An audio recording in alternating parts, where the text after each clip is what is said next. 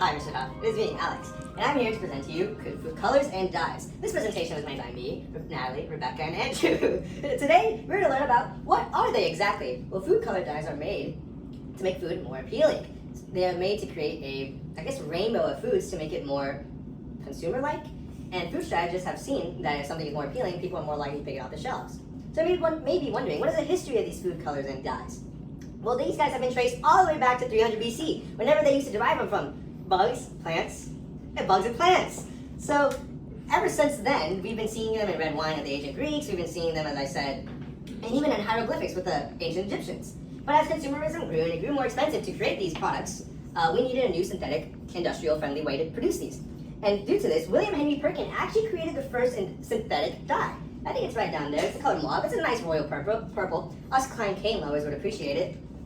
And what made this so revolutionary is that it was at a fraction of a cost and you could mass produce it. And well, we're going to see some side effects of this. By 1900, it was a common practice to use these industrial methods to create synthetic dyes. However, not all coloring agents were harmless, as some contain lead, arsenic, and mercury, and we all know what mercury does. The Federal Food Act and Cosmetic Act of 1938 created a nice strict regulation to create a safe way for us to use food colorings without harming the population. And I guess if you want to see the history Q&A, here are some questions and answers. You asked us who discovered the first dye. Well, you know, it's kind of hard to find the first natural dye, but the first synthetic, as I said, is by William Henry Perkin in 1856. And how has this class of additives changed over time? Well, as industrialization grew, these acts have become much more stricter to create a nice, safe dye for us. Obviously, we're going to see that some of them aren't as safe as we like, but hey, we've made progress. When and where did these additives begin? Well, again, natural food dyes have been found since 300 BC, so we're not really sure. And the aforementioned William Henry Perkin in 1856 created the first synthetic. So, I can't really answer all your questions, but I gave you the best response available. Okay, I did a presentation over red number 40, also known as Allura Red AC as its trade name. So the chemical formula for Allura Red AC is C18H14N2Na2O8S2. And as you can see here in these two diagrams, the 2D and the 3D, it's got 22 single bonds and 13 double bonds. It's also derived by mixing two acids, which I can't read at all, and it's produced in many locations such as AK Scientific Inc., Avantor, Embed, and many other non-US located corporations.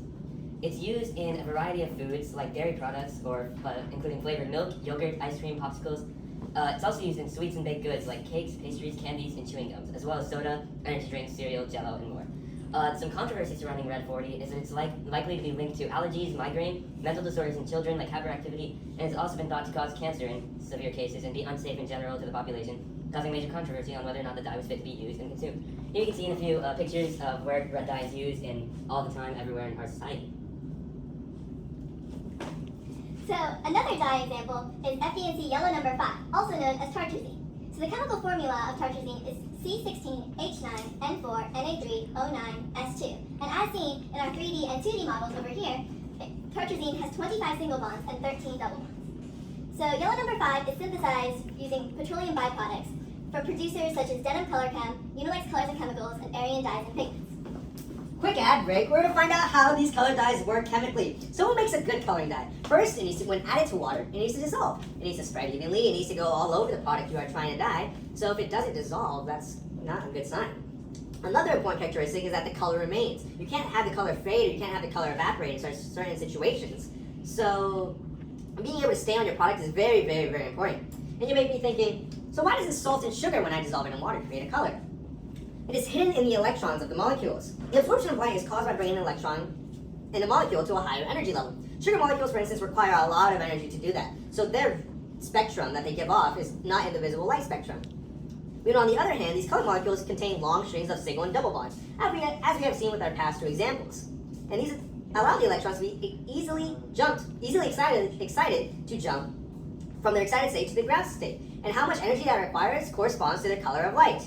So now that you know, let's give it back to the Mrs. Natalie. So back to yellow number 5. You can see here that tartrazine is used in processed pastries such as Twinkies, neon-colored sodas, fruit drinks, colored candies like candy corn, M&Ms, and Starburst that are seen down here on the bottom, as well as breakfast cereals and popsicles. So yellow number 5 has received controversy from studies connecting children's hyperactive behavior with artificial food coloring. These studies indicate that yellow 5 may increase hyperactivity among children, also known as ADHD. Another study connects the consumption of yellow number 5 with white blood cell damage, which leads to cancer. The third and final example of food dye is blue number 2. Blue number 2 is also known as indigo carmine or indigotine, and it has a chemical formula of C16H8N2Na2O8S2. And here are two structures that model this chemical. If you count them up, you'll find that there are 23 single bonds and 13 double bonds, and no triple bonds. Indigotine is produced by first producing indigo and then heating up that indigo in the presence of sulfuric acid. Some prominent producers of indigotine are Dubai Scientific Co., Clearsynth, Oakwood Products, and Sigma Aldrich. Indigotine is used in things like breakfast cereals, blueberry bagels, dietary supplements, cakes, cupcakes, candies, chewing gum, ice cream, popsicles, and sports drinks. As with the previous two examples, blue number 2 has received controversy.